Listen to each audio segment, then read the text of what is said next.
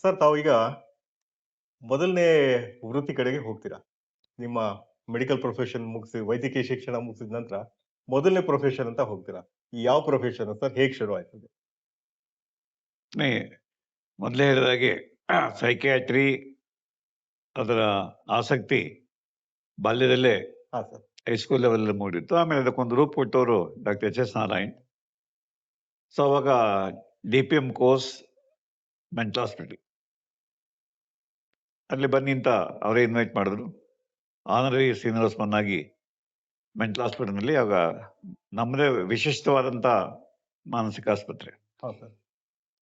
39 ಮಾನಸಿಕ ಆಸ್ಪತ್ರೆಗಳು ಇಂಡಿಯಾದಲ್ಲಿದ್ದವು ಆವಾಗ. ಹ್ಮ್. 39. ಹಾಂ ಸರ್. 19 ಬ್ರಿಟಿಷರು ಕಟ್ಟಿದ್ದು. ಹ್ಮ್.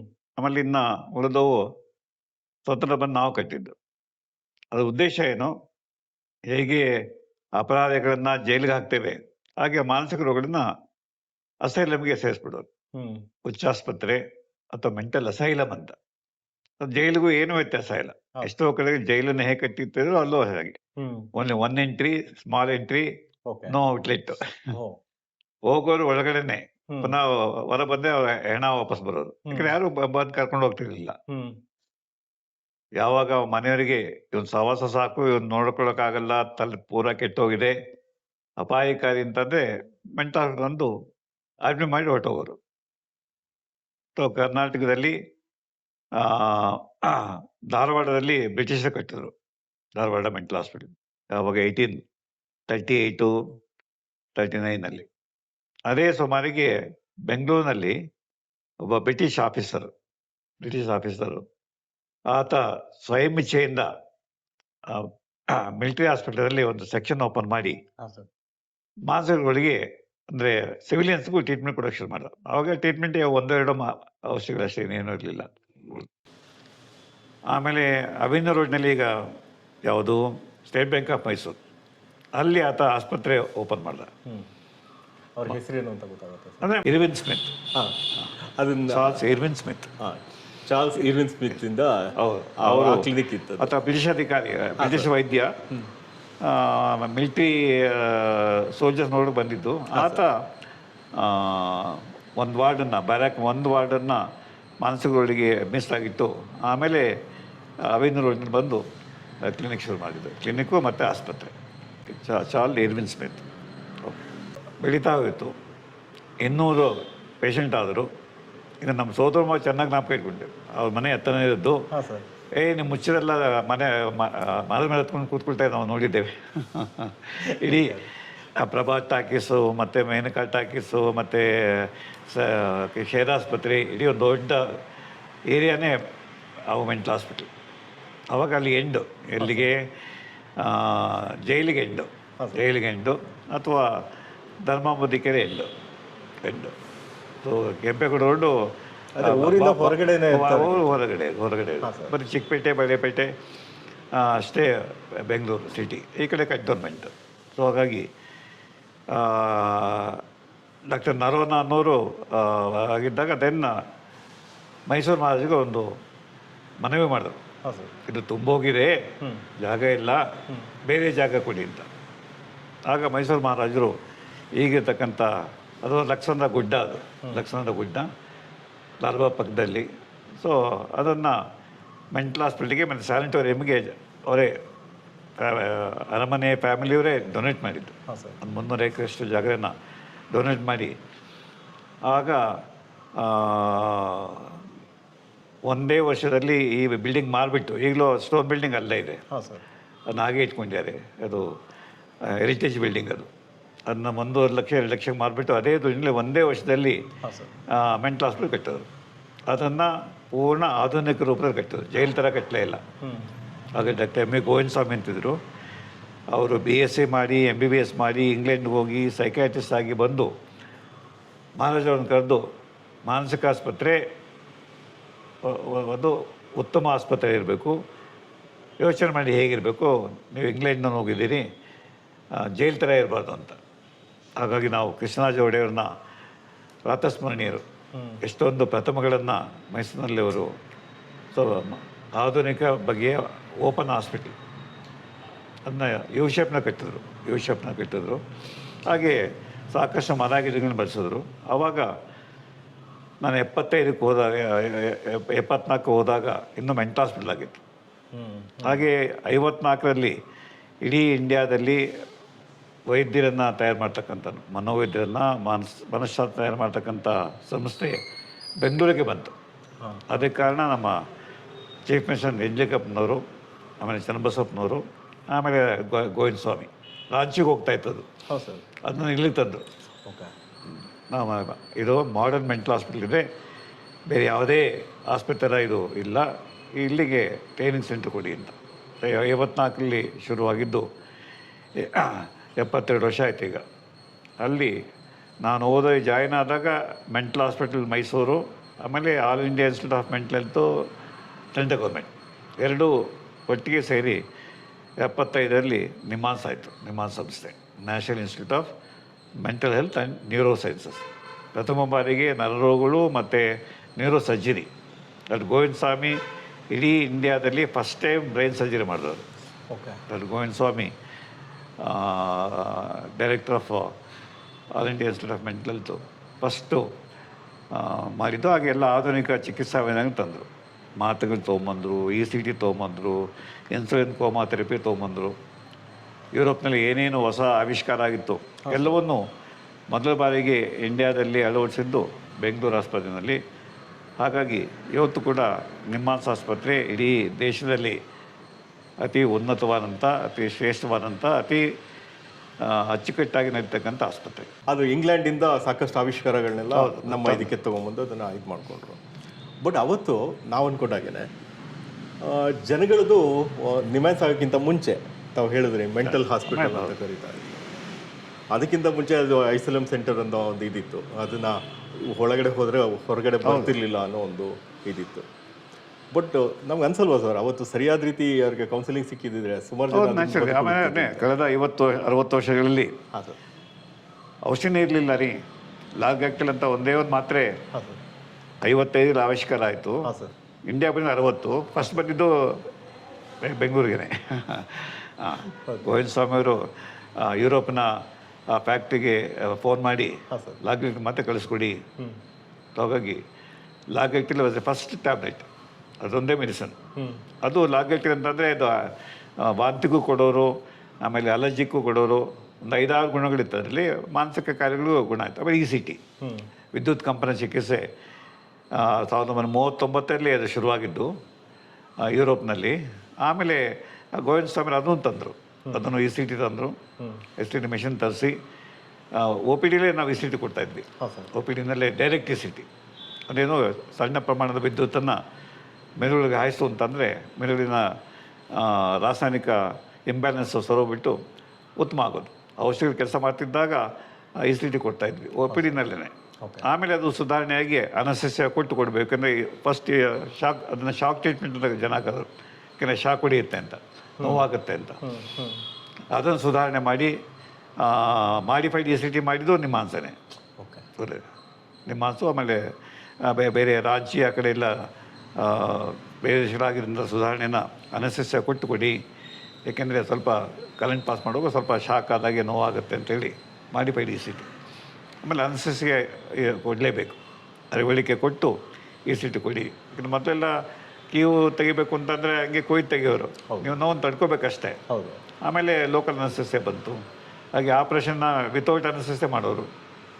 ನಮ್ಮ ದೇಶದಲ್ಲಿ ಚರಕ ಶುಶ್ರುತ ಅವರೆಲ್ಲ ಆಲ್ಕೋಲ್ ಕುಡಿಸ್ಬಿಟ್ಟು ನಶೆಗೆ ಹೋದ್ಮೇಲೆ ಆಪ್ರೇಷನ್ ಮಾಡೋರು. ಅನಸ್ತೆಸಿಯಾ ಇಲ್ಲವೇ ಇಲ್ಲ. ಹಾಗಾಗಿ ಕ್ಲೋರೋಫಾರ್ಮ್ ಬಂದಿದ್ದು ಮತ್ತು ಈಥರ್ ಬಂದಿದ್ದು ಆಮೇಲೆ ಅವೆಲ್ಲ ಇಂಡಿಯಾಗೂ ಬಂದವು.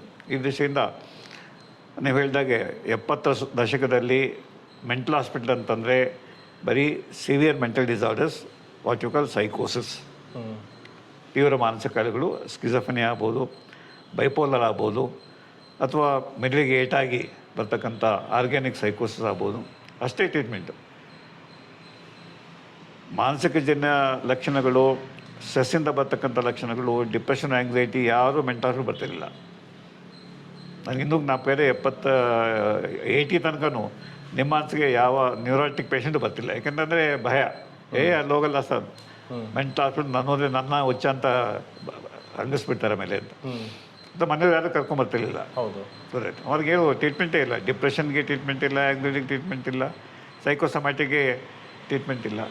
ಆಗ ಡಾಕ್ಟರ್ ನಾರಾಯಣ್ ವಿಕ್ಟೋರಿಯಾಸ್ ಬಂದು ಅಲ್ಲಿ 90% ನ್ಯೂರಾಲಜಿಕ್ ಕೇಸ್ ನೋಡ್ತಾಯಿದ್ವಿ. ಹಾಗಾಗಿ ಆಮೇಲೆ ಕ್ರಮೇಣ ನಾವು ಎಲ್ಲ ಸ್ಟೂಡೆಂಟ್ಸನ್ನು ವಿಕ್ಟೋರಿಯಾಗೆ ಪೋಸ್ಟಿಂಗ್ ಮಾಡ್ತಾಯಿದ್ವಿ. ಮೊದಲು ಪೋಸ್ಟಿಂಗ್ ಇರಲಿಲ್ಲ. ಯಾಕೆಂದರೆ mental hospital only severe disorders ನೋಡ್ತೇವೆ, ಆದರೆ ಮೈನರ್ ಮೆಂಟಲ್ ಡಿಸಾರ್ಡರ್ ನೋಡೋಕ್ಕಾಗ್ತಿರ್ಲಿಲ್ಲ. ಹಾಗಾಗಿ ಒಂದಷ್ಟು ಜನ ವಿಕ್ಟೋರಿಯಾ ಹಾಸ್ಪಿಟಲ್ ಕಳಿಸ್ತಾ ಇದ್ವಿ, ಇನ್ನೊಂದು ಜನ ಸೆಂಟ್ ಜಾನ್ಸ್ ಕಳಿಸ್ತಾ ಇದ್ವಿ ನಮ್ಮ MD ಸ್ಟೂಡೆಂಟ್ಸನ್ನು. 3 ತಿಂಗಳು ಪೋಸ್ಟ್ ಮಾಡಿ ನಿಮ್ಮ ಮೆಡಿಸಿನ್ ಡಿಪಾರ್ಟ್ಮೆಂಟಲ್ಲಿ ಕೆಲಸ ಮಾಡಿ ಅಲ್ಲಿ ಬರ್ತಕ್ಕಂಥ ನ್ಯೂರೋಟಿಕ್ ಕೇಸನ್ನ ನೀವು ಟ್ರೀಟ್ಮೆಂಟ್ ಕಲಿಬೇಕು ಅಂತ. ಹಾಗೆ ಇದು ಈ ವ್ಯತ್ಯಾಸ. ಹಾಗೆ ನಮ್ಮಲ್ಲಿ ಮಾನಸಿಕ ಕಾಯಿಲೆ ಬರಲಿಕ್ಕೆ ಪೂರ್ವಜನ್ಮದ ಕರ್ಮಫಲ ಅಥವಾ ಜಾತಕ ದೋಷ ಅಥವಾ ಯಾರೋ ಮಾಟ ಮಂತ್ರ ಮಾಡಿಸಿದ್ದಾರೆ ಅಥವಾ ದೆವ್ವಭೂತದ ಉಪದ್ರ ಅಥವಾ ನಾಗದೋಷ ಈ ಥರ ಕಲ್ಪ ಇವತ್ತು ಇವೆ. ಫಸ್ಟು ನಾವು ಸ್ಟಡಿ ಮಾಡಿದಾಗ 9 ದೇಶಗಳು ಸ್ಟಡಿ ಮಾಡಿದ್ವಿ. ಮಾನಸಿಕ ಕಾಯಿಲೆ ಬಂದಾಗ ಜನ ಫಸ್ಟ್ ಎಲ್ಲಿ ಹೋಗ್ತಾರೆ ಅಂತ. ಇಂಡಿಯಾದಲ್ಲಿ 10-11 ಜಾಗಗಳು ಎಲ್ಲಿ ಹೋಗ್ತಾರೆ? ದೇವಸ್ಥಾನ, ದರ್ಗಾ, ಮಸೀದಿಗಳು, ಜ್ಯೋತಿಷಿಗಳು, ಪೂಜಾರಿಗಳು, ಹನುಮಂತನ ದೇವಸ್ಥಾನ, ವೀರಭದ್ರನ ದೇವಸ್ಥಾನ ಅಥವಾ ಚೌಡಮ್ಮ, ಮಾರಮ್ಮ ಕರ್ಕೊಂಡೋಗಿ ಅಲ್ಲಿ ಪೂಜೆ ಮಾಡಿಸೋರು ಅಷ್ಟೇ. ಅಥವಾ ತಿರುಪ್ತಿಗೆ ಹೋಗೋರು, ಧರ್ಮಸ್ಥಳಕ್ಕೆ ಹೋಗೋರು. ವೀರೇಂದ್ರಗಳು ಹೇಳ್ತಾರೆ, ಚಂದ್ರಶೇಖರ್ ಮೊದಲೆಲ್ಲ ಬಂದು ಮಾನಸಿಕ ಕಾಯಿಲೆ ನನ್ನ ಹೆಂಡತಿಗೆ, ನನ್ನ ತಾಯಿಗೆ ಅನ್ನೋರು ನಾವು ಅಣ್ಣಪ್ಪನಿಗೆ ಶರಣ ಹೋಗಿ ಪೂಜೆ ಮಾಡಿಸಿ ಅದಕ್ಕೆ ಕಟ್ಕೊಳ್ಳಿ ವಾಸಿ ಆಗುತ್ತೆ ಅಂತ ಅಷ್ಟೇ ಹೇಳ್ತಿದ್ವಿ. ಈಗ ಏನು ಮಾಡ್ಬೇಕು ಹೇಳಿ ಅಂತ. ಈಗ ಅವ್ರಿಗೆ ಹೇಳಿದ್ವಿ, ಈ ಥರ ಕೇಸ್ ಬಂದಾಗ ದಯವಿಟ್ಟು ಮನೋವೈದ್ಯರು ಕಳಿಸಿ. ನಿಮ್ಮ ಮಣಿಪಾಲ್ ಆಸ್ಪತ್ರೆ ಇದೆ ಅಥವಾ ಮಂಗಳೂರಿನಲ್ಲಿ ಫಾದರ್ ಮುಲ್ಲರ್, ಕಂಕನಾಡಿ, ಅಲ್ಲಿ ಹೇಗೆ ಬೆಂಗಳೂರು ಮೆಂಟಲ್ ಹಾಸ್ಪಿಟಲ್ ಕುಪ್ರಸಿದ್ಧವೋ, ಕಂಕನಾಡಿ ಅದು ಪ್ರೈವೇಟ್, ಅದು ಕ್ರಿಶ್ಚಿಯನ್ ಹಾಸ್ಪಿಟ್ಲ್. ಅದು ಮಾನಸಿಕ ರೋಗಿಗಳಿಗೆ ಕಂಕನಾಡಿ ಫೆಲೋ ಅಂತ. ಅಲ್ಲಿ ಕಂಕನಾಡಿಗೆ ಬರೀ ಮಾನಸಿಕ ಕಾಯಿಲೆಯವರು ವಾತ ಹೋಗೋರು ಇನ್ಯಾರು ಹೋಗ್ತಿರ್ಲಿಲ್ಲ. ಹಾಗಾಗಿ ಈ ಒಂದು ಸಾಮಾಜಿಕ ಸ್ಟಿಗ್ಮಾ, ಪತ್ರಗಳು ಬರೆಯುವಾಗ ಸರ್ ನಿಮ್ಮ ಹೆಸರು ಹಾಕಬೇಡಿ, ನಿಮ್ಮ ಸೀಲ್ ಹಾಕಬೇಡಿ. ಯಾಕಂದರೆ ಬೆಂಗಳೂರು ಹಾಸ್ಪಿಟಲಿಂದ ಚಂದ್ರಶೇಖರಿಂದ ಪತ್ರ ಬಂದಿದೆ ಅಂತಂದರೆ ಇವ್ರ ಮನೆ ಯಾರಿಗೂ ಹುಚ್ಚಿದೆ. ಈಗ ಸರ್ಪಂಚ್ ನೋಡ್ರಿ, ಕಾವೇರಿ ತಂಗಿನ ಎಲ್ಲ ಒಪ್ಕೊಳ್ತಾರೆ, ಕೊನೆಗೆ ಕಾವೇರಿ ಹುಚ್ಚಿತ್ತ ಅವ್ರ ತಂಗಿ ಸಹವಾಸನೂ ಬೇಡ, ಮದುವೆ ಮುರಿದೋಗುತ್ತೆ. ಹಾಗಾಗಿ ಮಾನಸಿಕ ರೋಗಿ ಇರ್ತಕ್ಕಂಥ ಮನೆಯ ಜೊತೆ ಯಾವುದೇ ಕಾಂಟ್ಯಾಕ್ಟ್ ಇಟ್ಕೊಳ್ತಿರಲಿಲ್ಲ, ಅವ್ರ ಮನೆಗೆ ಹೆಣ್ಣು ಕೊಡ್ತಿರ್ಲಿಲ್ಲ, ಅವ್ರ ಮನೆಯಿಂದ ಹೆಣ್ಣು ತರ್ತಿರಲಿಲ್ಲ. ಸಾಮಾಜಿಕ ಕಳಂಕ. ಈಗಲೂ ಕೂಡ ಜನ ಹೆದರ್ತಾರೆ. ಯಾರು ಕೂಡ ನನಗೆ ಕ್ಯಾನ್ಸರ್ ಅಂತ ಹೇಳ್ಕೊಳ್ತೇವೆ, ಹಾರ್ಟ್ ಅಟ್ಯಾಕ್ ಆಗಿದೆ ಅಂತ ಹೇಳ್ಕೊಳ್ತೇವೆ, ನನಗೆ ನ್ಯೂಮೋನಿಯಾ ಆಗಿತ್ತು ಅಂತ ಹೇಳ್ಕೊಳ್ತೇವೆ, ಆದರೆ ನನಗೆ ಡಿಪ್ರೆಷನ್ ಬಂದಿತ್ತು, ನನ್ನ ಮಗನ ಸ್ಕಿಜೋಫ್ರೆನಿಯಾ ಅಂತ ಯಾರೂ ಹೇಳ್ಕೊಡೋದು ಹೋಗ್ತಾರೆ. ಈಗಲೂ nobody would like to declare, ಅವಶ್ಯ ಕೊಡಿ ಸರ್ ಸ್ಕಿಜೋಫ್ರೆನಿಯಾ ಅಂತ. ನಮ್ಮ ಸ್ಕಿಜೋಫ್ರೆನಿಯಾ ಇಲ್ಲ, ನನಗೆ ಡಿಪ್ರೆಷನ್ ಇಲ್ಲ. ಇವನು ಎಜುಕೇಟೆಡ್, MSc ಮಾಡಿರ್ತಾರೆ, ವಿಜ್ಞಾನಿ ಆಗಿರ್ತಾರೆ, ಆದರೆ ಡಯಾಗ್ನೋಸನ್ನು ಒಪ್ಕೊಳ್ಳಲ್ಲ. ಯಾಕೆಂದರೆ ಸ್ಟಿಗ್ಮಾ. ಈಗ ಬರೋಕ್ಕೆ ಹಿಂಜರಿತಾರೆ. ಒಂದ್ಸರಿ ಬಂದು ಆಮೇಲೆ ಬಿಟ್ಟೇ ಬಿಡ್ತಾರೆ. ಪುನಃ ಜ್ಯೋತಿಷೇತ್ರ, ಆಯುರ್ವೇದ, ಹೋಮಿಯೋಪತಿ, ಬೇರೆ ಪ್ಯಾರಲಸ್ ಸಿಸ್ಟಮ್ ಹೋಗಿ, ಯಾಕಂದರೆ ಅಲ್ಲೋದ್ರೆ ಯಾರಿಗೂ ಗೊತ್ತಾಗಲ್ಲ ಅಂತ.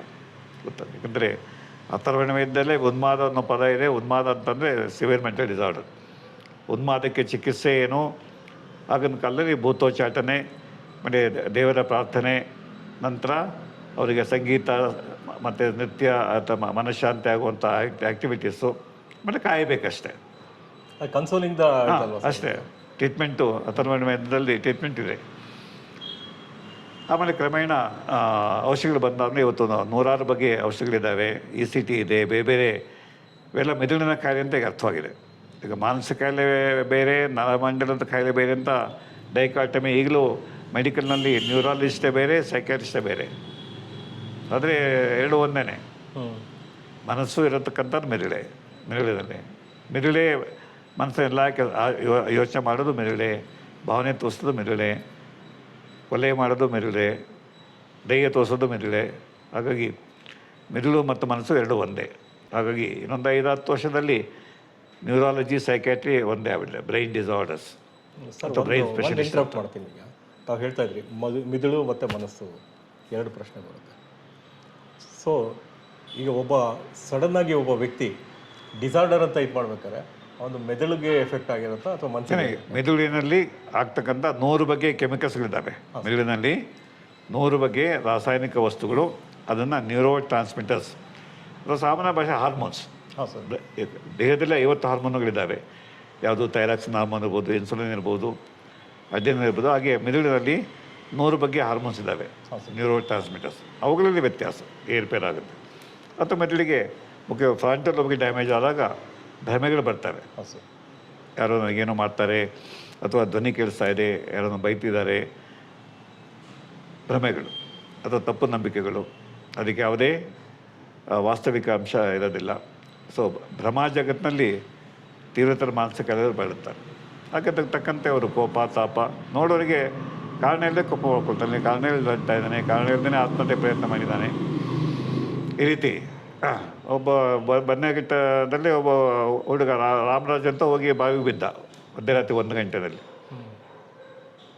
ಯಾರು ನೋಡು ಎತ್ತಿದ್ರು, ಯಾಕಯ್ಯ ಆತ್ಮಹತ್ಯೆ ಮಾಡೋ ಪ್ರಯತ್ನ ಪಟ್ಟು, ಏನು ಕಷ್ಟ ನಿನಗೆ ಅಂತಂದರೆ, ಕಷ್ಟ ಏನಿಲ್ಲ ಸರ್, ಯಾರೋ ಒಂದು ವಾರದಿಂದ ಕಿವಿನಲ್ಲಿ ಬೈತಿದ್ದಾರೆ, ನೀನು ಕೆಟ್ಟ ಮನುಷ್ಯ, ನೀನು ಬದುಕಿರಬಾರ್ದು, ನೀನು ಹೋಗಿ ಸಾಯಬೇಕು, ನೀನೇ ಹೋಗಿ ಸಾಯಿ, ಇಲ್ಲ ನಾನು ನೀನು ಸಾಯಿಸ್ತೇವೆ, ಅಥವಾ ನಿನ್ನ ತಾಯಿ ಮತ್ತು ತಂಗಿನ ಅವನು ಹೊಡೆದಾಕ್ತೇವೆ ಅಂತ ಹೇಳ್ತೇವೆ. ನನಗೆ ಭಯ ಬಿಟ್ಟು ನಮ್ಮ ತಾಯಿ ತಂಗಿ ಚೆನ್ನಾಗಿರಲಿ, ಅವ್ರ ಕೈಲಿ ಚಿತ್ರಹಿಂಸೆ ಅನುಭವಿಸಿ ನಾನಾಗಿ ಸಾಯಬೇಕು, ನಾನೇ ಬಿದ್ದುಬಿಟ್ಟೆ ಸರ್. ಆತ್ಮಹತ್ಯೆಗೆ ಏನೂ ಕಾರಣ ಇಲ್ಲ, ಈ ಭ್ರಮೆಗಳು ಅವನಿಗೆ ಔಷಧಿ ಕೊಟ್ಟು, ಏಕೆಂದರೆ ಆಮೇಲೆ ಗೊತ್ತಾಯಿತು ಒಂದು 3 ವರ್ಷದಿಂದ ಹಿಂಗೆ ಇದ್ದಾನೆ ಅಂತ. ತಾಯಿ ಕೇಳಿದ್ರೆ, ಹೌದು ಸರ್, ಕತ್ಲೆ ಮನೆಗೆ ಕೂತ್ಕೊಂಡ್ಬಿಡೋನು, ಈಚೆ ಬರ್ತಿರ್ಲಿಲ್ಲ, ದೇವಸ್ಥಾನ ಪಕ್ಕದಲ್ಲೇ ಬನ್ನೇಘಟ್ಟದ ದೇವಸ್ಥಾನ ಇದೆಯಲ್ಲ, ದೇವಸ್ಥಾನ ಪಕ್ಕದಲ್ಲೇ ಜಾಗ ಕೊಟ್ಟಿರೋ. ಪಾಪ ತಾಯಿ ದೇವಸ್ಥಾನ ಕ್ಲೀನ್ ಮಾಡೋದು, ಆ ಥರ ಕೆಲಸ ಮಾಡಿಕೊಂಡು ಜೀವನ ಮಾಡೋರು. ತಂಗಿ ಕಣ್ಣು ಕಾಣಿಸ್ತಿರ್ಲಿಲ್ಲ, ಇವನೊಬ್ಬನೇ ಮಗ ಸರ್. 5 ವರ್ಷನ ಇವನು ಏನೂ ಮಾಡ್ತಿಲ್ಲ, ಬಾರೋ ನನ್ನ ಕೆಲಸ ಮಾಡಿದ್ರೆ ನಂಗೆ ಬರೋಲ್ಲ, ಭಯ ಆಗುತ್ತೆ, ಹೊರಗಡೆ ಬಂದರೆ ನನ್ನ ಕೊಂದಾಕ್ಬಿಡ್ತಾರೆ, ಕತ್ಲೆ ಕೂಡನೇ ಕೂತರು, ಅಲ್ಲೇ ಊಟ ಕೊಡ್ತಿದ್ವಿ. ಈಗ ಆತ್ಮಹತ್ಯೆ ಮಾಡ್ಕೊಂಡಾಗ ಜನ ಎಚ್ಚೆತ್ಕೊಂಡು ನಮ್ಮ ಸಕಲವಾರ ಗ್ರಾಮೀಣ ಆಸ್ಪತ್ರೆ ಕರ್ಕೊಂಬಂದರು. ಆಮೇಲೆ ಅವನು ಔಷಧಿ ಕೊಟ್ವಿ, ಈಗ ಯಾರು ಮಾತಾಡಿದ್ರೆ ಸರ್ ಚೆನ್ನಾಗಿದ್ದೀನಿ. ಆಮೇಲೆ ತಾಯಿ ಜೊತೆ ದೇವಸ್ಥಾನ ಕೆಲಸ ಮಾಡೋದು, ಊರಿನಲ್ಲಿ ತಿರುಗಾಡ್ಕೊಂಬರೋದು, ಆಮೇಲೆ ಯಾವುದೋ ಅಂಗಡಿ ಕೆಲಸ ಶುರು ಮಾಡಿದ ಹೆಲ್ಪರಾಗಿ. ಅವ್ನು ಅವಾಗ ಒಂದು 200-300 ಸಂಬಳ ಕೊಡೋರು, ಅಲ್ಲಿ ಪಟ್ಟಣ ಕಟ್ಟೋದು, ಮತ್ತು ಬಂದು ಗಿರಾಕಿ ನೋಡ್ಕೊಡೋದು. ಅದು ಒಂದಿನ ಅವ್ನು ಕೆಲಸ ಮಾಡ್ದವನಲ್ಲ, ಮನೆ ಬಿಟ್ಟು ಈಚೆ ಬಂದವನಲ್ಲ, ಕತ್ಲೆ ರೂಮ್ನಲ್ಲೇ ಕಿಟಕಿ ಬಾಗಿಲು ಮುಚ್ಚಿಕೊಂಡು ಕೂತಿದ್ದವನು. ಸೊ ತಮಗೆ ಈ ಥರದ ಕೇಸುಗಳು ಸಾಕಷ್ಟು ನೋಡಿದ್ದೇವೆ. 150 ಹಳ್ಳಿಗಳಿಗೆ ಹೋಗಿದ್ದೇವೆ ರೀ. ಯಾಕೆಂದರೆ ನಮಗೆ ಐಡಿಯಾ ಬಂತು, ನಿಮ್ಮಾನ್ಸಿದೆ ಎಷ್ಟು ವರ್ಷದ 100 ವರ್ಷದ ಮೇಲಿರ್ತಕ್ಕಂಥ ಆಸ್ಪತ್ರೆ, ಯಾಕೆ ಮಾನಸಿಕಗಳು ನಿಮ್ಮಾನ್ಸ ಬರಲ್ಲ? ಸುತ್ತಮುತ್ತ 150 ಹಳ್ಳಿಗೆ ಹೋಗಿ ಹಳ್ಳಿಗೆ ಹೋಗೋದು, ಅವ್ನು ಕೇಳೋದು, ನಿಮ್ಮ ಹಳ್ಳಿನಲ್ಲಿ ಯಾರು ಮನೋರೋಗಿ ಇದ್ದಾರೆ, ನಿಮ್ಮ ಪ್ರಕಾರ ಬುದ್ಧಿಭ್ರಮಣೆ ಆಗೋರಿದ್ದಾರೆ. ಸುಮಾರೊಂದು 60 ಕೇಸ್ ನಾವು ಕಂಡುಹಿಡಿದ್ವಿ. ಆಮೇಲೆ ಅದಕ್ಕೆ ಡಬಲ್ 120 ಎಪಿಲಿಪ್ಸಿ ಕೇಸಸ್, ಫಿಟ್ಸು. ಹಾಂ ಸರ್. ಯಾರೂ ನಿಮ್ಮ ಹತ್ರ ಬಂದಿಲ್ಲ. ಯಾಕ್ರಿ ಮೆಂಟಲ್ ಹಾಸ್ಪಿಟಲ್ ಬರಲ್ಲ, ಕಾಯಿಲೆ ಇದೆಯಲ್ಲ ಅಂತಂದರೆ, ಕರ್ಮ ಸರ್, ಏನು ಮಾಡೋ ಸರ್, ನಮ್ಮ ಕರ್ಮ, ಅವನೇನು ಯಾವ ಜನ ಏನು ಕರ್ಮ ಮಾಡಿದ್ನೋ, ಫಿಟ್ಸ್ ಬರ್ತಿದೆ, ಬಿದ್ದೋಗ್ತಾಳೆ, ಎಲ್ಲೋ ಅದನ್ನೇ ಹೇಳಕ್ಕೆ ಬರ್ತೀನಿ. ಈಗ ಸಾಮಾನ್ಯ ಫಿಟ್ಸ್ ಅನ್ನೋದು ಬಹುಶಃ ಸಾಮಾನ್ಯವಾಗಿ ಎಲ್ಲರೂ ನೋಡುತ್ತಾ ಇದ್ದಾರೆ. ಫಿಟ್ಸ್ ಅಂದರೆ ಏನು ಸರ್, ಯಾಕೆ ಬರುತ್ತೆ, ಅದನ್ನು ಹೇಗೆ ನಾವು? ಫಿಟ್ಸ್ ಅಂತಂದರೆ ಇದು ಮೆದುಳಿನ ಕಾಯಿಲೆ. ಆ ಕ್ಷಣಕ್ಕೆ 5 ಸೆಕೆಂಡ್ 10 ಸೆಕೆಂಡು ಮೆದುಳಿನಲ್ಲಿ ಅಧಿಕ ವಿದ್ಯುತ್ ಕಂಪನ ಉಂಟಾಗುತ್ತೆ. ಯಾಕಂದರೆ ಪ್ರತಿ ಸ್ಥಳದಲ್ಲೂ ವಿದ್ಯುತ್ ಚಟುವಟಿಕೆ ನಡೀತಾ ಇರ್ತದೆ. ಇಡೀ ಬ್ರೈನು, ಇಡೀ ನಮ್ಮ ದೇಹ ಕೆಲಸ ಮಾಡಲಿಕ್ಕೆ ಪ್ರತಿ ಜೀವಕೋಶದಲ್ಲೂ ಒಂದು ರಾಸಾಯನಿಕ ಚಟುವಟಿಕೆ, ಇನ್ನೊಂದು ವಿದ್ಯುತ್ ಚಟುವಟಿಕೆ. ಫಿಟ್ಸ್ ರೋಗಗಳಲ್ಲಿ ಆ ಕ್ಷಣಕ್ಕೆ ಅಧಿಕ ವಿದ್ಯುತ್ ಚಟುವಟಿಕೆ ಕಂಡುಬಂದು ಅದು ತಕ್ಷಣ ಬಿದ್ದೋಗ್ತಾರೆ. ಕೈಕಾಲ ಅಧ್ಯಕ್ಷರವಾಗುತ್ತೆ, ಬಾಯಿನ ಬುರುಗು ಬರ್ತದೆ, ಯಾಕೆಂದರೆ ಜೊಲ್ಲು ಜಾಸ್ತಿ ಉತ್ಪತ್ತಿ ಆಗುತ್ತೆ. ಆಮೇಲೆ ಅದು 5 ನಿಮಿಷ ಆದಮೇಲೆ ಎದ್ದು ಹೇಳ್ತಾರೆ ತಮ್ಮ ಫಿಟ್ಸ್ ಬಂದಿದ್ದು ಗೊತ್ತಿಲ್ಲ. ಬಟ್ ಅವ್ರಿಗೆ ಮೆಟಲ್ ಕೊಡ್ತಾರೆ. ತಪ್ಪು ಕಲ್ಪನೆ. ನೀವು ಮೆಟ್ಲು ಕೊಡಿ, ಮರ ಕೊಡಿ, ಬಟ್ಟೆ ಕೊಡಿ, 2 ನಿಮಿಷ ನಿಂತೋಗುತ್ತದು. ನೀವು ನೋಡಿದ್ರೆ ನನಗೆ ಫಿಟ್ಸ್ ಬಂದು ನೋಡ್ತೀರಿ, ನೀವು ಜೋಬ ಕೈ ಹಾಕಿ ಬೀಗ ತೆಗೆದು ಕೊಡೋಷ್ಟಾಗಿ 1 ನಿಮಿಷ ಆಗುತ್ತೆ ನಿಂತೀನಿ. ಬಟ್ ಅದು ಪ್ರಾಣಾಂತಕ ಅಲ್ಲ. ಈಗ ಅದರಿಂದ ಫಿಟ್ಸು ವ್ಯಕ್ತಿ ಸಾಯ್ತಾನೆ ಅನ್ನೋದು ಆ ಥರದ್ದು. ಫಿಟ್ಸು 99% ಈಗ ವಾಸಿ ಆಗುವಂಥ ಕಾಯಿಲೆ. ಹಾಂ ಸರ್. ಗಾರ್ಡಿನಾಲ್ ಮಾತ್ರೆ ಫಸ್ಟ್ ಮಾತ್ರೆ ಬಂದಿದ್ದು, ಅದು ಬರೋ ತನಕನೂ ಫಿಟ್ಸ್ಗೆ ಏನೂ ಔಷಧಿ ಇಲ್ಲ, ಹಾಂ ಸರ್. ಏನೂ ಔಷಧಿ ಇಲ್ಲ. ಹಾಗಾಗಿ ಫಿಟ್ಸ್ ಬಂತು ಅಂತಂದರೆ ಜನ ಏನು ಮಾಡ್ತಿಲ್ಲ, ಕಬ್ಬಿಣ ಕೊಡೋದು, ಅಥವಾ ಇನ್ನು ಕೆಲವು ಕಡೆ ಹೋಗಿ ಸಗಣಿ ತಂದು ಬಡಿಯೋರು, ಇನ್ನೊಂದು ಕೆಲವು ಕಡೆ ಚಪ್ಪಲಿ ತೊಗೊಂಡು ಬಡಿಯೋರು. ಯಾಕೆಂದರೆ ಒಳಗಡೆ ದೆವ್ವ ಸೇರ್ಕೊಂಡ್ಬಿಟ್ಟಿದೆ, ಅದರಿಂದ ಫಿಟ್ಸ್ ಬರ್ತಾಯಿದೆ. ಚಪ್ಪಲಿ ತೊಗೊಂಡಿದ್ರೆ ದೆವ್ವ ಹೊರಡೋಗುತ್ತೆ. ಮತ್ತು ಕಬ್ಬಿಣ ಕೊಟ್ಟರೆ ಎಲೆಕ್ಟ್ರಿಕ್ ಒಂದು ಗ್ರೌಂಡ್ ಆಗುತ್ತೆ, ಹೀರ್ಕೊಂಬಿಡುತ್ತೆ ಅದು. ಇದೆಲ್ಲ ತಪ್ಪು ಕಲ್ಪನೆಗಳು, ಏನು ಮಾಡಬೇಕಾದಿಲ್ಲ. ಮತ್ತು ಫಿಟ್ಸ್ಗೆ ಬಂದ ತಕ್ಷಣ ಮಾತ್ರೆ ಶುರು ಮಾಡಿ ಫಿಟ್ಸ್ ಬರಲ್ಲ. ಅದು 5 ವರ್ಷ ಮಾತ್ರೆ ತಿನ್ನಬೇಕಷ್ಟೆ, 5 ವರ್ಷ ಮಾತ್ರೆ ತಿನ್ನಬೇಕು. ಹಾಗೆ ಫಿಟ್ಸ್ ಬರಲಿಕ್ಕೆ 99% ಏನೂ ಕಾರಣ ಇಲ್ಲ. ನೀವು ಸ್ಕ್ಯಾನಿಂಗ್ ಮಾಡಿ, MRI ಮಾಡಿ, ಬ್ರೈನ್ ಚೆನ್ನಾಗೇ ಇರುತ್ತೆ. 1% ಬ್ರೈನ್ ಡ್ಯಾಮೇಜ್ ಇರುತ್ತೆ. ಯಾವುದೋ ಇಲ್ಲ, ಟೆಂಪರಲ್ ಲೋಬ್ನಲ್ಲಿ ಡ್ಯಾಮೇಜ್ ಇರುತ್ತೆ, ಅಥವಾ ಬೇರೆ ಮೋಟರ್ ಏರಿಯಾದಲ್ಲಿ ಡ್ಯಾಮೇಜ್ ಇರುತ್ತೆ. ಅದು ಟ್ಯೂಮರ್ ಆಗ್ಬೋದು, ಅಥವಾ ಅಲ್ಲಿ ರಕ್ತಸ್ರಾವ ಆಗ್ಬೋದು, ಅಥವಾ ಯಾವುದೇ ರೀತಿಯ ಹಾನಿ. 1% ಅದು ವಯಸ್ಸಾದ ಫಸ್ಟ್ ಟೈಮ್ ಬಂದರೆ ಆ 1% ಸೇರ್ತಾರೆ. ಬಾಕಿ 99% ಎಲ್ಲ ಚಿಕ್ಕ ವಯಸ್ಸಲ್ಲಿ ಬರ್ತದೆ, ಯಾರು ಬೇಕಾದ್ರೂ ಬರ್ಬೋದು. ಮತ್ತು ಆನುವಂಶಿಕವಾಗಿ ಒಂದು 5-10%, ತಂದೆಗಿತ್ತು ಸಹ, ತಾಯಿಗಿತ್ತು, ದೊಡ್ಡಪ್ಪನಿಗಿತ್ತು ಅಂತಂದರೆ ಆನುವಂಶಿಕವಾಗಿ ಕಾಯಿಲೆ ಬಂದಿರ್ಬೋದು. ಆನುವಂಶಿಕ ಬಂದಿರಲಿ, ಹಾಗೆ ಬಂದಿರಲಿ, ಈಗ ಅದಕ್ಕೆ ಭಾಳ ಪರಿಣಾಮಕಾರಿ ಅಂತ ಚಿಕಿತ್ಸೆ ಇದೆ. ಫಿಟ್ಸು ಈಗ ವಾಸಿಯಾಗುವಂಥ ಕಾಯಿಲೆ, ಅದಕ್ಕೆ ಯಾರು ಹೆದರಬೇಕಾದಿಲ್ಲ. ಸರ್, ಇನ್ನೊಂದು ಹಾಗೆ ಬಂದರೆ, ಈಗ ತಾವು ಮಾತಾಡ್ತಾ ಬಂದರೆ ಟ್ಯೂಮರ್ ಬಗ್ಗೆ ಬಂತು, ಬ್ರೈನ್ ಟ್ಯೂಮರ್ ಬಗ್ಗೆ ಮಾತಾಡ್ತಾ ಇದ್ದೀವಿ. ಬ್ರೈನ್ ಟ್ಯೂಮರು ಏಕೆಂದರೆ ನಾನು ತುಂಬ ಹತ್ತಿರದಿಂದ ಒಂದಿಬ್ಬರು ತೀರ ಸಂಬಂಧಿಕರದ ಇದರಲ್ಲೇ ಒಂದೆರಡು ಇದನ್ನು ನೋಡಿದೆ. ಅವರು ಬ್ರೈನ್ ಟ್ಯೂಮರಿಂದ ತೀರ್ಕೊಂಡ್ರು ಅನ್ನೋದು ಇದಾಯಿತು. ಆದರೆ ಹೋಗೋರು ಅವಾಗ ಅಷ್ಟೊಂದು ಟ್ರೀಟ್ಮೆಂಟ್ ಇರಲಿಲ್ಲ. ಬಟ್ ಅದು ಹೇಗೆ, ಬೇಸಿಕ್ಸ್ ಏನೂ ಗೊತ್ತಿಲ್ಲ ಸರ್. ಅಲ್ಲ, ಬ್ರೈನ್ ಟ್ಯೂಮರ್ 3 ಬ್ರೈನ್ ಟ್ಯೂಮರ್ ಹೇಗೆ, ಅದು ಹೇಗೆ ವಾಸಿ ಮಾಡ್ಬೋದು? 3 ಬಗ್ಗೆ ಬ್ರೈನ್ ಟ್ಯೂಮರ್. ಹಾಂ ಸರ್. ಒಂದು ಟ್ಯೂಮರು ಕ್ಯಾನ್ಸರ್ ಟ್ಯೂಮರ್. ಹಾಂ ಸರ್. ಕ್ಯಾನ್ಸರ್ ಎಲ್ಲಿ ಬೇಕಾದ್ರೂ ಬೆಳ್ಕೋಬೋದು, ಮೂಳೆ ಬೆಳ್ಕೋಬೋದು, ಚರ್ಮ ಬೆಳ್ಕೋಬೋದು, ಲಿವರ್ ಬೆಳ್ಕೋಬೋದು. ಯಾವುದೇ ಅಂಗದಲ್ಲಿ ಕ್ಯಾನ್ಸರ್ ಬರ್ಬೋದು. ಬ್ರೈನಲ್ಲೂ ಕ್ಯಾನ್ಸರ್ ಬರ್ತದೆ, ಅಥವಾ ಬ್ರೈನಲ್ಲಿ ಕ್ಯಾನ್ಸರು ಬೇರೆ ಕಡೆ ಇರೋ ಕ್ಯಾನ್ಸರ್ ಅಲ್ಲಿಗೂ ಹೋಗುತ್ತೆ. ಗೊತ್ತಾಯ್ತು? ಇವೆಲ್ಲ ಗುಳೆ ಹೋಗೋದು. ಹಾಂ ಸರ್. ಈಗ ಗರ್ಭಕೋಶದಲ್ಲಿ ಕ್ಯಾನ್ಸರ್ ಇರುತ್ತೆ, ಹಾಂ ಸರ್. ಆ ಕ್ಯಾನ್ಸರ್ ಸೆಲ್ಗಳು ರಕ್ತ ಮುಖಾಂತರ ಮೆದುಳಿಗೆ ಅಲ್ಲಿ ಟ್ಯೂಮರ್ ಆಗುತ್ತೆ. ಸೊ ಒಂದು ಕ್ಯಾನ್ಸರ್. ಎರಡನೇದು ಕ್ಯಾನ್ಸರ್ ಅಲ್ಲದ ಗಡ್ಡೆಗಳು, ಅದು ಬೆನೈನ್ ಟ್ಯೂಮರ್ಸ್ ಅಂತೇವೆ. ಹಾಂ ಸರ್. ಅದೇನು ಮಾಡಲ್ಲ, ನಿಧಾನ ಬೆಳೆಯುತ್ತೆ. ಕೆಲವು ಸರ್ತಿ ಇಡೀ ಜೀವನ ಚೆನ್ನಾಗೇ ಇರ್ತಾನೆ, ಒಂದಿನ ಸತ್ತು ಆಟಾಪ್ಸಿ ಮಾಡೋರು ಮಾತ್ರ ಗೊತ್ತಾಗುತ್ತೆ, ಇದು ಗೊತ್ತಾಗೋದಿಲ್ಲ. ಹೇಗೆ ಫೈಬ್ರಾಯ್ಡ್ ಟ್ಯೂಮರು ಅನೇಕ ಜನರಿಗಿರುತ್ತೆ, ಆಕೆಗೆ ಏನೂ ಗೊತ್ತಾಗೋದೇ ಇಲ್ಲ. ಸತ್ತ ಮೇಲೆ ನೀವು ಯೂಟಸ್ ತೆಗೆದು ನೋಡಿದ್ರೆ 2-3 ಫೈಬ್ರಾಯ್ಡ್ ಇರ್ತವೆ. ಹಾಗೆ ಬ್ರೈನಲ್ಲಿ ಕೂಡ ನಾನ್ ಕ್ಯಾನ್ಸರಸ್ ಟ್ಯೂಮರ್ಸ್. 3ನೇದು ಇನ್ಫೆಕ್ಷನ್ದ ಬರ್ತಕ್ಕಂಥ ಟ್ಯೂಮರ್. ಇನ್ಫೆಕ್ಷನ್ದ ಒಂದು ಕ್ಷಯರೋಗದ ಗಡ್ಡೆಗಳು. ಕ್ಷಯರೋಗಕ್ಕೆ, ಮೆದುಳಿಗೆ ಕ್ಷಯರೋಗ ಹೋದಾಗ ಅಲ್ಲಿ ಗಡ್ಡೆ ಆಗುತ್ತೆ, ಟ್ಯೂಬರ್ಕ್ಲಸ್ ಟ್ಯೂಮರ್ ಅಂತೇವೆ. ಇನ್ನೊಂದು ಈ ಲಾಡಿ ಹುಳುಗಳ ಮೊಟ್ಟೆಗಳಲ್ಲಿ ಹೋಗಿ ಗೂಡು ಕಟ್ಟುತ್ತೆ, ಸಿಸ್ಟಿಕ್ ಸರ್ಕೋಸಿಸ್ ಅಂತೇವೆ. ಸೊ 3 ಕಾರಣ. ಒಂದು ಕ್ಯಾನ್ಸರ್, ಇನ್ನೊಂದು ಕ್ಯಾನ್ಸರ್ ಅಲ್ಲದ ಗಡ್ಡೆಗಳು, 3ನೇದು ಇನ್ಫೆಕ್ಷನ್ ಅಂತ. ಮತ್ತು ಹೇಗೆ ಗೊತ್ತಾಗುತ್ತೆ? ಪ್ರೆಷರಿಂದ. ಸಣ್ಣದಾಗಿದ್ದಾಗ ಏನೂ ಗೊತ್ತಾಗೋದಿಲ್ಲ. ಪ್ರೆಷರ್ ಜಾಸ್ತಿ ಆದಾಗ ಏನಾಗುತ್ತೆ, ಇಲ್ಲ ಮಾನಸಿಕ ಕಾಯಿಲೆ ಕಾಣಿಸ್ಕೊಳ್ಳುತ್ತೆ, ಇಲ್ಲಾಂದರೆ ಫಿಟ್ಸ್ ಬರುತ್ತೆ, ಇಲ್ಲ ಪ್ರಜ್ಞೆ ಬೀಳ್ತಾರೆ, ಇಲ್ಲ ಸ್ಟ್ರೋಕ್ ಆಗುತ್ತೆ. ಅದಕ್ಕೆ ರೋಗ ಲಕ್ಷಣ ಬಂದಾಗ ಇದು ಬ್ರೈನಿಗೆ ಸಂಬಂಧಪಟ್ಟ, ಈಗ ಸ್ಕ್ಯಾನಿಂಗ್ ಇದೆ, MRI ಇದೆ. ಅದರಿಂದ ಟ್ಯೂಮರ್ ಇತ್ತು ಅಂತಂದರೆ ಚಿಕ್ಕದಾಗಿದ್ದರೆ ಹಾಗೆ ಬಿಟ್ಬಿಡ್ತಾರೆ, ಏನು ಮಾಡೋಕ್ಕೋಗಲ್ಲ. ಅಥವಾ ಒಂದು ಬಯಾಪ್ಸಿ ಮಾಡಿ, ಕ್ಯಾನ್ಸರ್ ಅಂತಂದರೆ ಸರ್ಜರಿ ಮಾಡಿ ತೆಗೆದುಹಾಕಬೇಕು. ಆಮೇಲೆ ರೇಡಿಯೋಥೆರಪಿ ಇದೆ, ಕೀಮೋಥೆರಪಿ ಇದೆ. TB ಆಯಿತು ಅಂತಂದರೆ TB ಟ್ರೀಟ್ಮೆಂಟ್ ಕೊಡಬೇಕಷ್ಟೇ. ಅದು ಹಾಗೆ ಕರಗುತ್ತೆ, ಅದನ್ನೇನು ಆಪರೇಷನ್ ಮಾಡೋ ಅವಶ್ಯಕತೆ ಇಲ್ಲ. ಹಾಗಾಗಿ ಬ್ರೈನ್ ಟ್ಯೂಮರ್ಸ್ ಬಗ್ಗೆ, ತಲೆನೋವು ಬಂದ ತಕ್ಷಣ ಬ್ರೈನ್ ಟ್ಯೂಮರ್ ಅಂತ ಜನ ಹೆದರ್ತಾರೆ. ನೋಡಿತಾ ತಲೆನೋವು ಬರ್ತಾಯಿದೆ, 6 ತಿಂಗಳದು ವಾಸಾಗಿಲ್ಲ ಅಂತಂದರೆ ಹೆಚ್ಚಿನವೆಲ್ಲ ಟೆನ್ಷನ್ ಹೆಡೇಕ್ ಅಷ್ಟೇ, ಮೈಗ್ರೇನು. ಹಾಗಾಗಿ ಜನಗಳಿಗೆ ತಲೆನೋವು ಬಂದ ತಕ್ಷಣ, ಜ್ಞಾನ ತಪ್ಪಿದ ತಕ್ಷಣ ಟ್ಯೂಮರ್ ಇರ್ಬೋದು ಅಂತ ಭಯಪಡ್ತಾರೆ. ಈಗಂತೂ ಅವ್ರಿಗೆ ಈಸಿ ಆನ್ಸರ್, ಸ್ಕ್ಯಾನಿಂಗ್ ಮಾಡಿಸ್ತಂತಂದರೆ ನೋಡಪ್ಪ ಸ್ಕ್ಯಾನಿಂಗ್ ನಾರ್ಮಲ್ ಆಗಿದೆ, ಯಾವ ಟ್ಯೂಮರು ಇಲ್ಲ, ಯಾವುದೇ ಟ್ಯೂಬರ್ಕ್ಲೋಸಿಸ್ ಇಲ್ಲ, ಅಥವಾ ರಕ್ತಸ್ರಾವ ಆಗಿಲ್ಲ, ಅಥವಾ ಹೆಡ್ ಇಂಜುರಿ ಆದಮೇಲೆ ಎಪಿಲೆಪ್ಸಿ ಬರ್ತದೆ, ಹೆಡ್ ಇಂಜುರಿ, ಯಾಕೆಂದರೆ ಬ್ಲಡ್ ಕ್ಲಾಟ್ ಆಗುತ್ತೆ. ಹಾಗಾಗಿ ಬ್ರೈನ್ ಟ್ಯೂಮರ್ ಬಗ್ಗೆ ಭಯಪಡೋ ಅಗತ್ಯವಿಲ್ಲ. ಸೊ ಒಂದು ಮನಸ್ಸಿನ ಸ್ಥಿತಿಲಿ ವ್ಯತ್ಯಾಸ ಆಗ್ತಕ್ಕಂಥದ್ದು, ಸ್ಟ್ರೋಕ್ ಆಗ್ತಕ್ಕಂಥದ್ದು, ಅಥವಾ ಎಪಿಲೆಪ್ಸಿ ಬರ್ತಕ್ಕಂಥದ್ದು ಬ್ರೈನ್ ಟ್ಯೂಮರ್ನ ಸಾಮಾನ್ಯ ಲಕ್ಷಣ. ಅಂದರೆ ಕಾಯಬೇಕಷ್ಟೇ, ರೊಟೀನಾಗಿ ಸ್ಕ್ಯಾನಿಂಗ್ ಮಾಡೋ ಅವಶ್ಯಕತೆ. ಯಾಕೆಂದರೆ ಲಕ್ಷಾಂತರ ಜನ ಯಾರೋ ಒಬ್ಬರಿಗೆ ಇದನ್ನು ಹಾಕನ್ನು ಯಾಕೆ ಸ್ಕ್ಯಾನಿಂಗ್ ಮಾಡಿಸ್ಬೇಕು, ಅಗತ್ಯವಿಲ್ಲ. ವೈದ್ಯರಿಗೆ ಅನುಮಾನ ಬಂದಾಗ ಸ್ಕ್ಯಾನಿಂಗ್ ಮಾಡಬೇಕಾಗತ್ತೆ, ಆವಾಗ ಟ್ಯೂಮರ್ ಇದೆಯಲ್ಲ ಅಂತ ಗೊತ್ತಾಗುತ್ತೆ.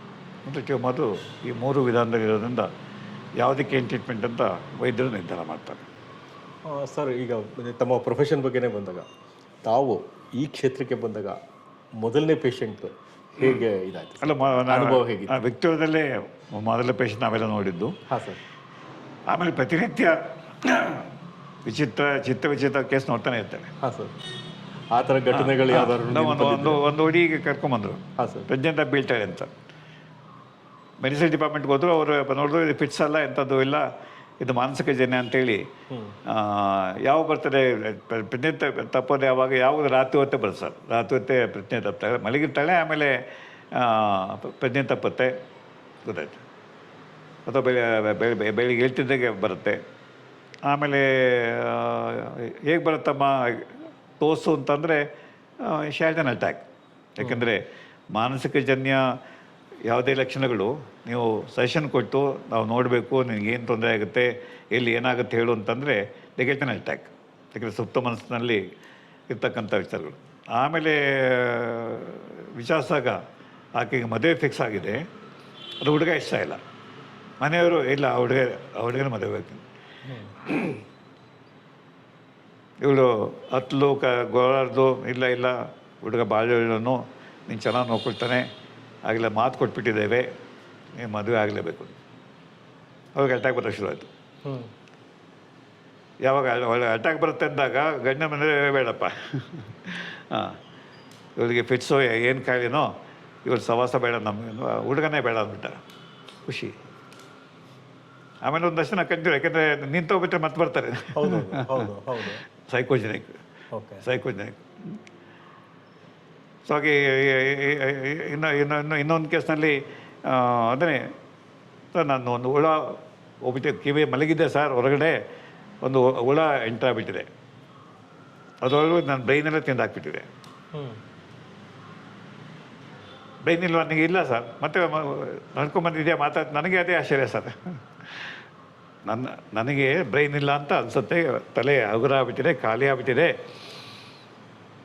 ಕಾರಣ ಏನು, ಹೊರಗಡೆ ಮಲಗಿದ್ದಾಗ ಕಿವಿ ಮುಖಾಂತರ ಯಾವುದೋ ಹುಳ ಒಳಗಡೆ ಹೋಗ್ಬಿಟ್ಟಿದೆ, ಅದೆಲ್ಲವೂ ತಿಂದಾಕ್ಬಿಟ್ಟಿದೆ. ಇದೇನಂತೀರಿ, ಇದು ಡೆಲ್ಯೂಷನ್. ಚೆನ್ನಾಗೇ ಇದ್ದಾನೆ, ಭ್ರಮೆ, ನನಗೆ ಮೆದುಳಿಲ್ಲ. ಅದರಿಂದ ಸರ್ ಹುಳ ನೀವು ಸಾಯಿಸ್ಬೇಕು ಸರ್. ಆಮೇಲೆ ಪುನಃ ಮೆದುಳು ಬೆಳೆಯುತ್ತೆ ಸರ್. ಯಾಕೆಂದರೆ ಅವನ ಎಕ್ಸ್ಪ್ಲನೇಷನ್. ಹಾಗೆ ಇನ್ನೊಂದು ಕೇಸ್ನಲ್ಲಿ ಅಣ್ಣನ ಮಗು, 3 ತಿಂಗಳ ಮಗು ಎತ್ಕೊಂಡೋಗಿ ಬಾಯಿಗೆ ಹಾಕ್ಬಿಟ್ಟ. ನಾನು ಸಾಯಿಸಿದೆ ಅಂತ ಪೊಲೀಸ್ ಅರೆಸ್ಟ್ ಮಾಡಿದ್ರು. ಸೆಂಟ್ರಲ್ ಜೈಲಲ್ಲಿ ಬಂದ. ಆಮೇಲೆ ಅವನದೇ, ನಾನೇನು ತಪ್ಪಂದಿಲ್ಲ ಸರ್, ಆ ಮಗುನ ಒಳಗಡೆ ದೆವ್ವ ಇತ್ತು, ನನ್ನ ಮಗು ತೊಟ್ಟಲಿತ್ತು, ಅಲ್ಲೇ ಪಕ್ಕದಲ್ಲಿ ಕೂತಿದ್ದೇನೇನು, ನನಗೆ ನನಗೆ 3 ವರ್ಷದಿಂದ ಒಂದು ದೆವ್ವ ಕಾಡ್ತಾ ಇದೆ ಸರ್, ಬಾಯಿ ಬಂದ ಬೈಯುತ್ತೆ. ಅವತ್ತು ಆ ದೆವ್ವ ಮಗುನ ಹೊಟ್ಟೆ ಒಳಗೆ ಹೋಯ್ತು ಸರ್. ತಕ್ಷಣ ಇದೇ ಚಾನ್ಸ್ ಅಂದ್ಬಿಟ್ಟು ಮಗುನ ತೆಗೊಂಡು ಹೋಗಿ ಹಾಕ್ಬಿಟ್ಟೆ ಸರ್. ಮಗು ಸಾಯಿಸಬೇಕು ಅಂತ ನನಗೆ, ಮಗುನ ಯಾರು ಸಾಯಿಸ್ತಾ ಸರ್, ಮಕ್ಕಳು ದೇವರಿದ್ದಾಗೆ. ಅದು ನನಗೆ ದೆವ್ವ ಮಗುವಿನ ಹೊಟ್ಟೆಲಿ ಹೋಯ್ತು, ಆ ದೆವ್ವನ ಸಾಯಿಸ್ಬೇಕು ಅಂತೇಳಿ ಸಾಯಿಸ್ಬಿಟ್ಟೆ ಸರ್. ನೋಡಿ ಈಗ ಧ್ವನಿ ಕೇಳಲ್ಲ ಸರ್. ಸೊ ಈ ಥರ ಸೈಕಾಟಿಕ್ ಕೇಸಸ್ಸು ವಿಚಿತ್ರ ಅನಿಸ್ಬೋದು, ಅಥವಾ ನ್ಯೂರಾಟಿಕ್ ಕೇಸಸ್ ವಿಚಿತ್ರ ಅಂತ ಅನಿಸ್ಬೋದು. ಬಟ್ ಈ ಸಾಮಾನ್ಯ ಜನರ ಕಲ್ಪನೆಗೆ ಮೀರಿದ್ದಲ್ಲ. ಹೌದು. ಕೆಲವು ಸತಿ ಹೇಳ, ಈಗ ನೀವು ಮುಚ್ಚಿದ ಬಾಗಿಲು ತ್ರಿವೇಣಿಯವ್ರ ಕಾದಂಬರಿ ತೆಗೆದು ನೋಡಿ, ಎಷ್ಟು ಬಗೆಯ ತ್ರಿವೇಣಿ ಬರೆದಿದ್ದಾರೆ. ಮೆಂಟಾಸ್ಪ್ಲೇ ಕೇಸ್ ಅದು. ಒಬ್ಬ ಹುಡುಗಿಗೆ ಹಸು ಕರು ನೋಡಿದ್ರೆ ಭಯ,